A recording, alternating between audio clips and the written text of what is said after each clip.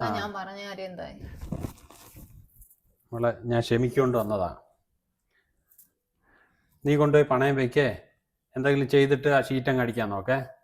ഇത് കൊള്ളാലേക്കാ, നല്ല മോഡലാണല്ലേ. എത്ര പവനുണ്ട്? 4 പവനുണ്ട്. ആണോ? നല്ല മാല, എനിക്ക് ഇഷ്ടപ്പെട്ടു. പക്ഷേ 4 പവനല്ലേ ഉള്ളൂ. അപ്പൊ 2 ലക്ഷം രൂപ ഒന്നും പണയം വെച്ചാൽ കിട്ടത്തില്ല. ഞാനിതങ്ങ് വിൽക്കുവേ. ഇപ്പൊ എന്റെ 5000 രൂപ പോലും അല്ല എടുക്കാനില്ല. അപ്പൊ പണി നടക്കത്തില്ല. അപ്പൊ ഞാൻ ഇതങ്ങ് വിൽക്കുവേ.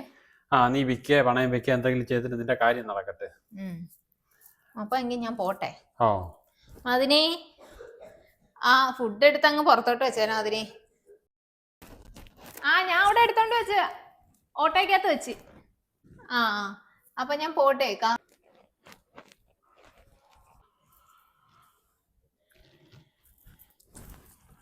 അതാ ഇപ്പൊ വരാം.